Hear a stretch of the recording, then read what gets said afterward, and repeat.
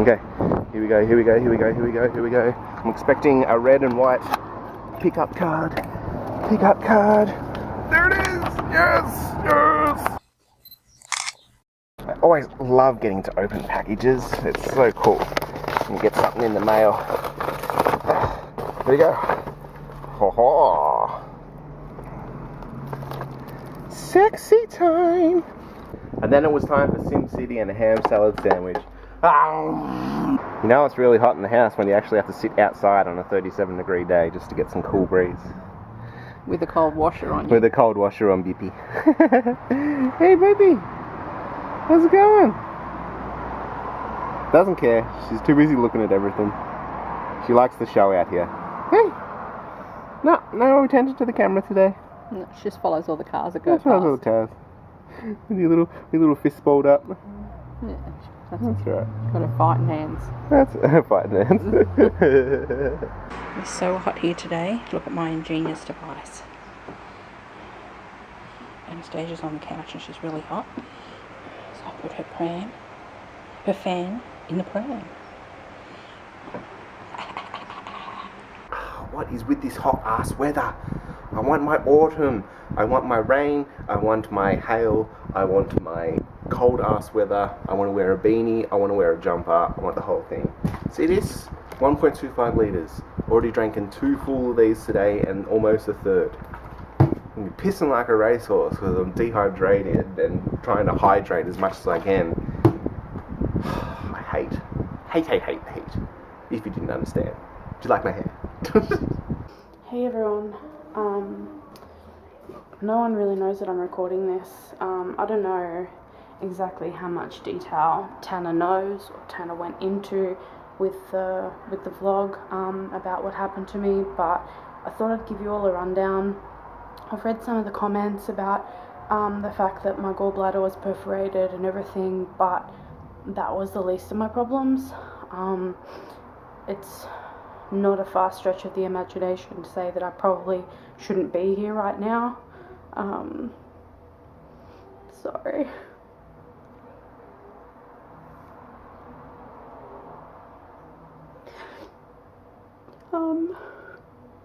So the first week that I was in trauma assessment, you're only meant to spend 1 day there, but they just couldn't get anything to work for me, so I had to stay there for 6 days.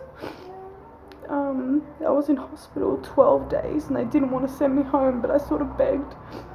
I couldn't stay there another day. So Mum's given me a rundown, so I don't know all the technical terms and everything, but pretty much what happened. 2 days before I went to hospital, I got really ill and I went to the Shepparton emergency ward and they pumped me up with morphine and sent me home 2 hours later.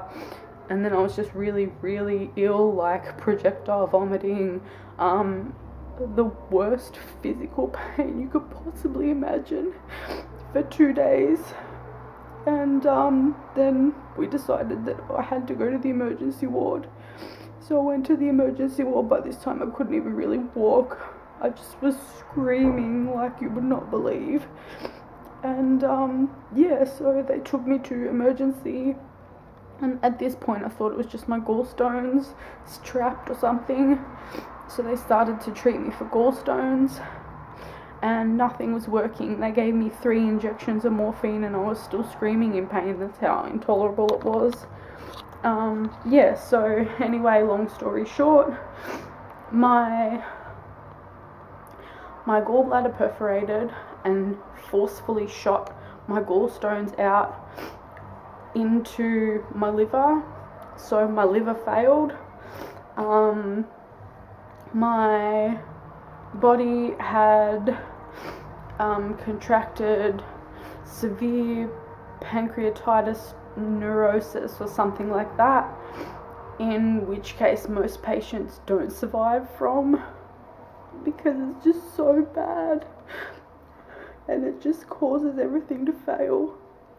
So yeah, in the first week that I don't remember anything because I was so heavily drugged up, they couldn't find a single antibiotic to treat my to treat my pancreatitis because my body would just reject it all. And I'm allergic to penicillin, so I'm like deathly allergic to penicillin, so they were really like struggling to find something that would work. They actually had to use the crash card on me twice, Mum told me, and a lot of the nurses sort of came in and kissed me and said a prayer and everything because they didn't think I'd make it. Yeah, so it was really bad. My kidneys, my liver, my heart and my lungs all failed. I had a small operation to remove the 3 gallstones that was trapped in my liver. My liver and my kidneys failed, so my urine was black because they just weren't working anymore.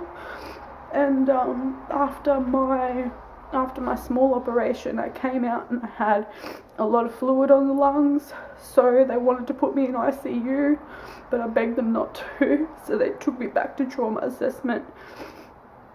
And yeah, so fuck you, Shepparton Hospital, for sending me home after 2 hours.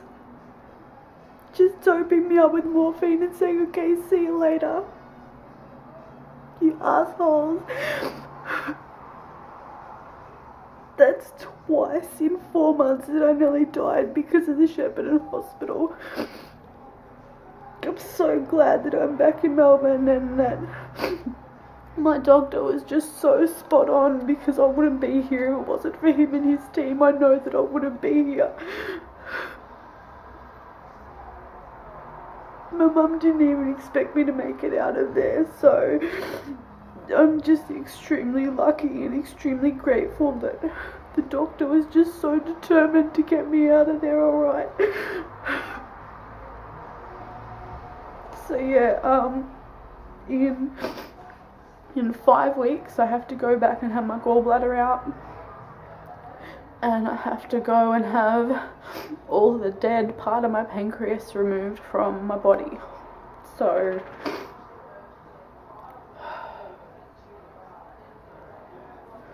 I'm just extremely lucky.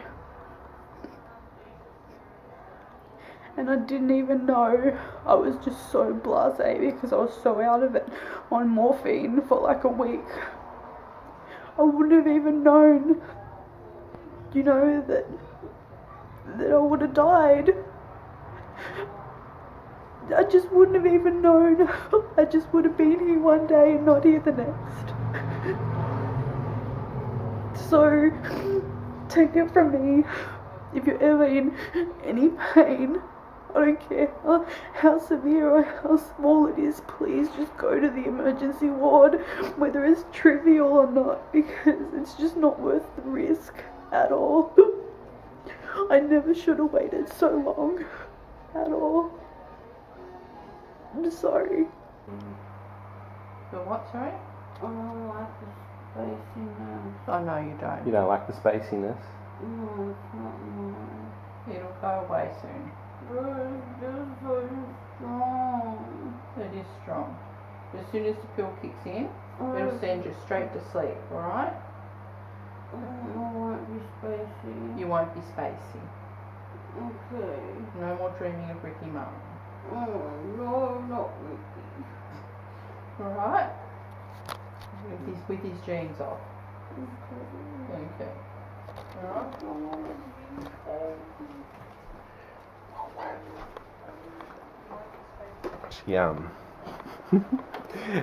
She had her strong pill, and it's sort of like, it's pretty much morphine in pill form.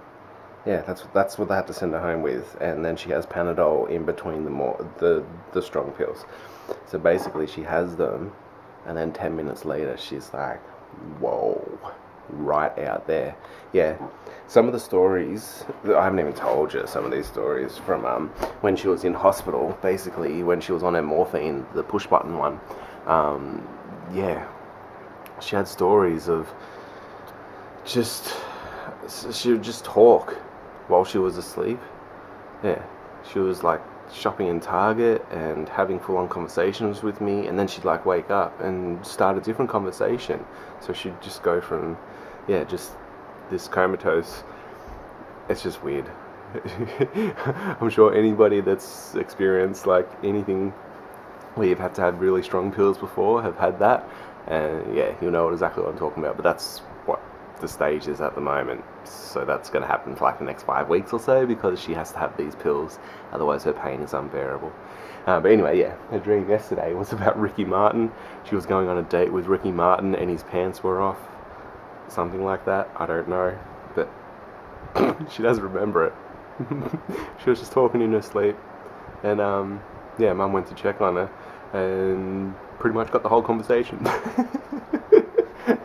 So anyway, I had a sleep-in this morning, my first sleep-in in 2 weeks, because Amos was in hospital for 12 days, and yeah, so it was really good.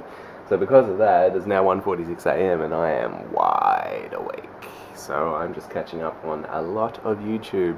I had nearly 200 videos in my watch later queue, just backed up over the last 2 weeks. So I slowly whittled it down to like 108. And yeah, I'm just slowly getting there. I know it's not productive use of my time, but I don't care. I need to chill out.